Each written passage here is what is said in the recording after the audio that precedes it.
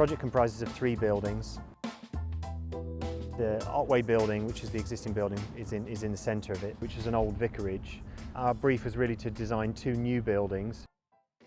One wing is the assembly hall, which seats 420 in an auditorium, and on the other side a classroom block, which has 15 classrooms, some ICT rooms and some ancillary accommodation.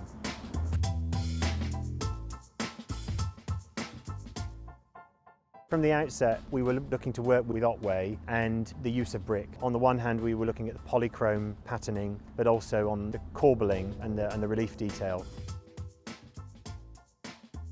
With the assembly hall, we took the idea of the relief pattern. So we had a diaper pattern which we wrapped around the building with a series of repetitive gable elements. And on the classroom block that you see behind, we worked with a polychrome pattern. So we were looking at patterning both on the scale of the sort of small scale of the brick, but also the scale of the building. We were wrapping pattern around it, the corners of the buildings, but also onto the roof, onto the tiles, and also onto the chimneys.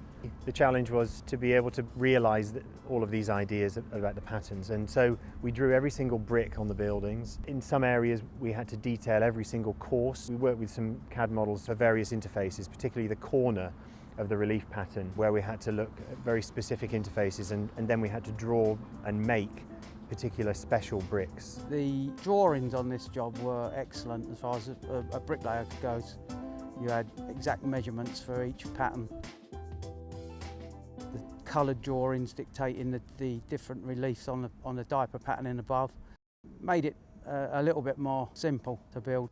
We also had a series of reference panels that gave the bricklayers a dry run so that they could get used to the idea of how they would have to form these things. We're always referring back to the sample panel. Architects would make weekly visits, basically very, very tight control over the brickwork. You can only see the pattern from a distance, so when we were building, the scaffolding would obviously be in the way, so you couldn't stand back and look at it. It was essential that we supervised it really closely on every particular lift.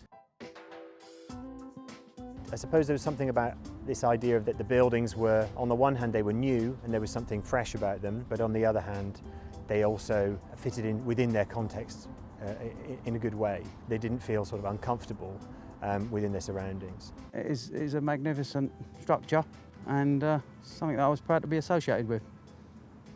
It's a shame that more buildings are not built like this.